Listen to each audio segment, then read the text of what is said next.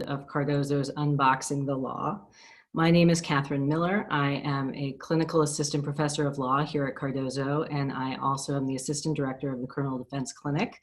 I see a number of my students here. Thank you.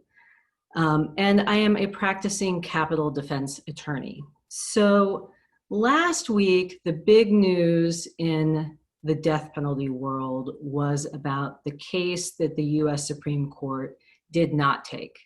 And that case is Bourgeois v. Barr. By not granting certiorari in that case, the court cleared the way for the Trump administration to resume federal executions as early as this Monday. And so we're going to unbox that decision. And in doing so, we're going to talk about three different things. First, I'm going to spend some time talking about the decisions below, particularly since the DC Circuit decision is the one that stands. Then we'll talk about what some possible reasons might be for why the court chose not to grant certiorari in this case. And then finally, we'll discuss what this could mean for the federal death penalty and the death penalty generally.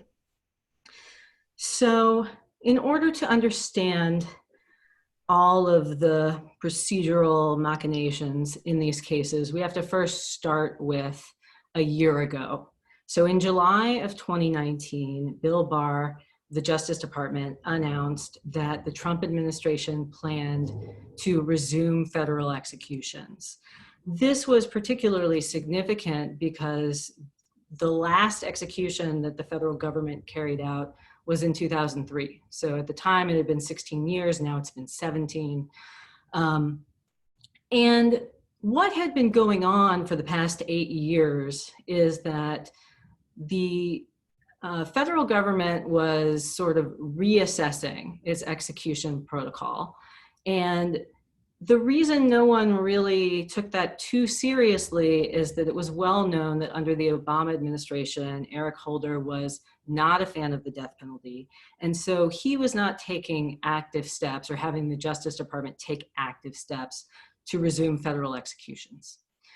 And so when Bill Barr announced this, the federal government also put forth new execution protocol. And it designated a certain number of individuals on federal death row to receive execution dates beginning in December of 2019.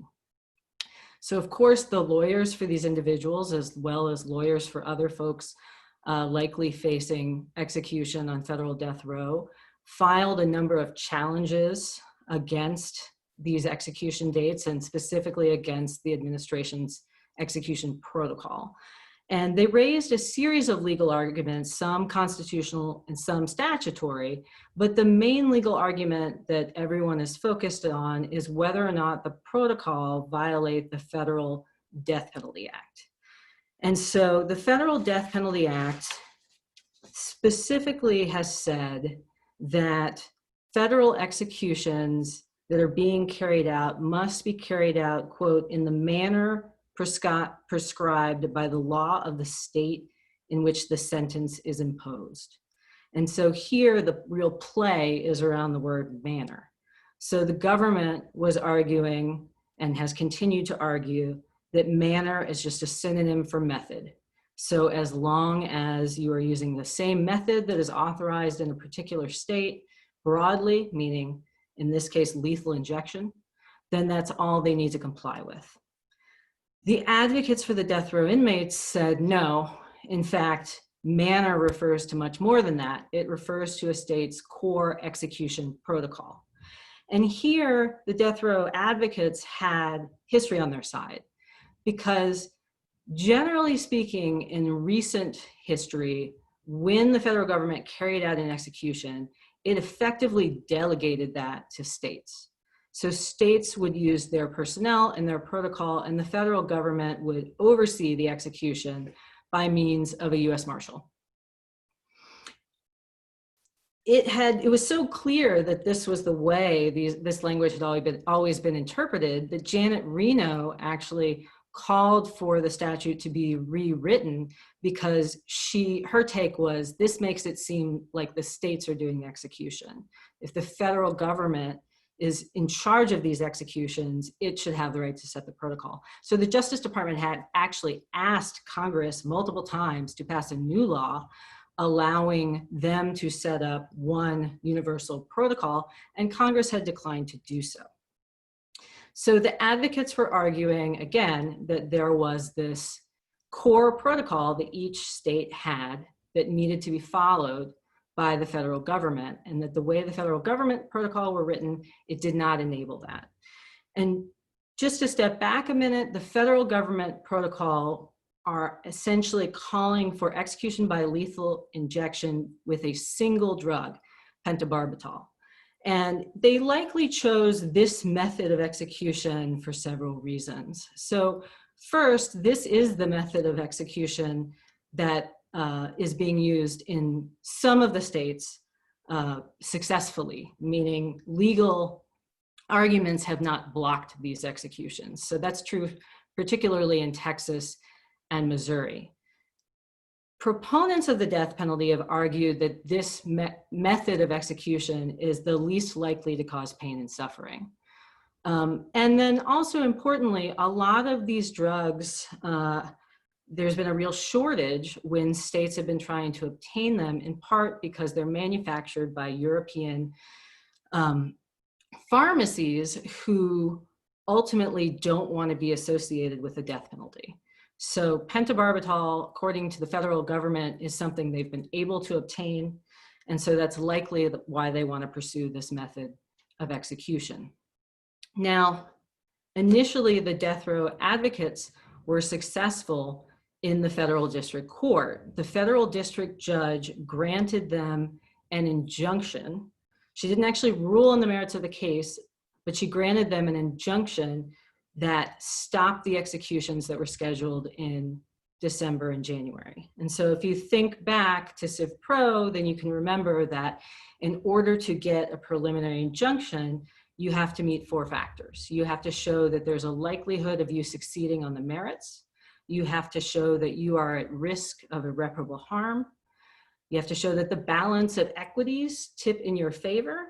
And you have to show that the injunction would be in the public interest. So factors 2 through 4 weren't terribly hard to meet, in the sense that obviously if someone is executed, that is irreparable harm, and equities and the public interest support not executing someone unlawfully. So it came down to, were they likely to succeed on the merits?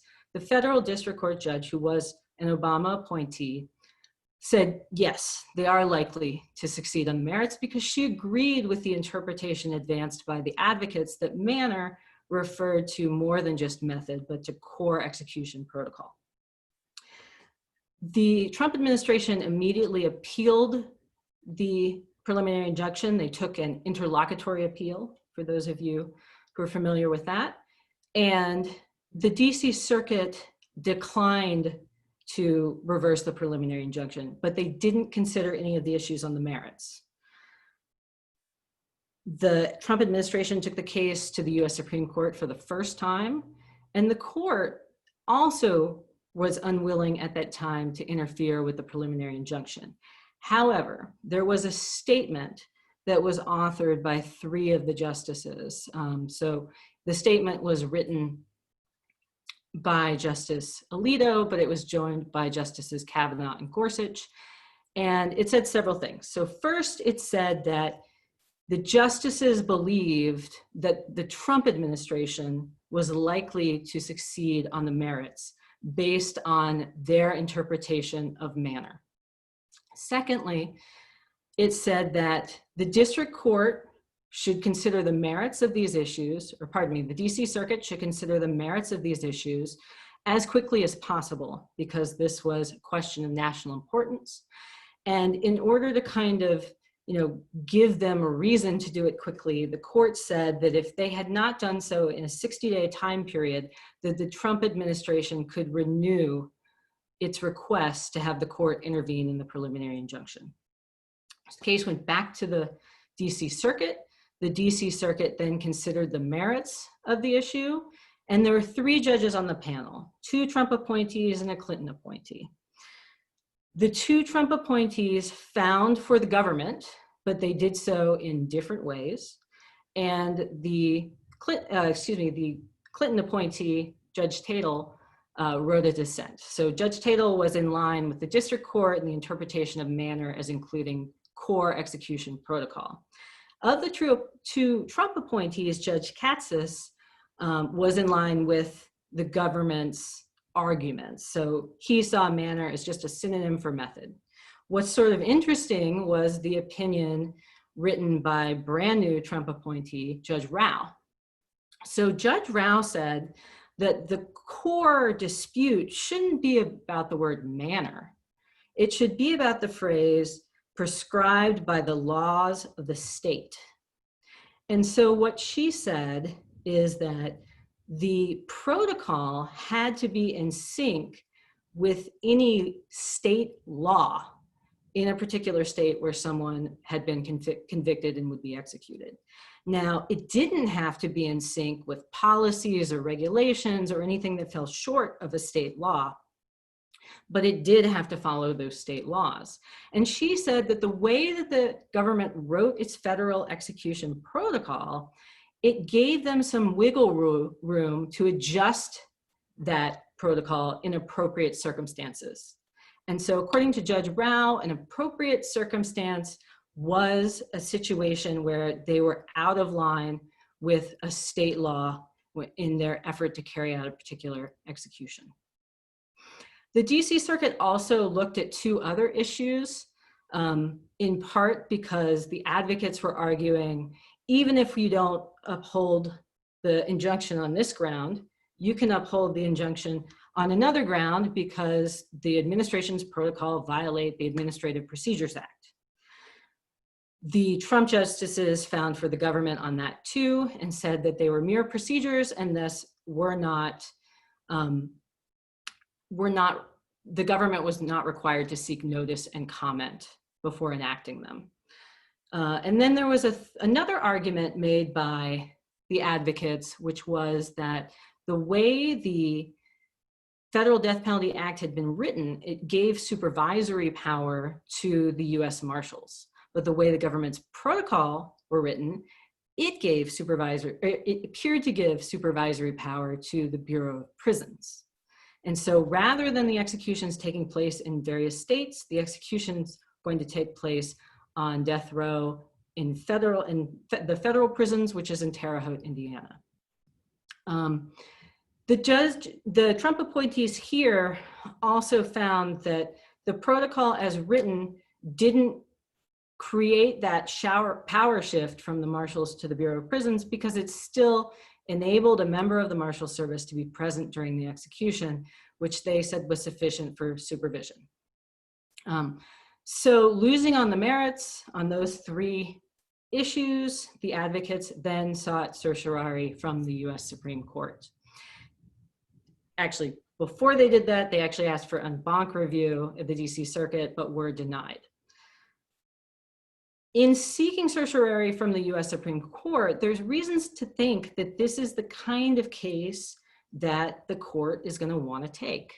The court had already indicated in its statement by Kavanaugh, Alito, and Gorsuch that this was a matter of national importance and expediency was required.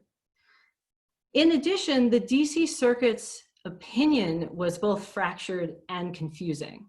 And so it seemed unclear if the government carried out the execution in line with what Judge Katsas said, if that would be sufficient if it violated what Judge Rao said.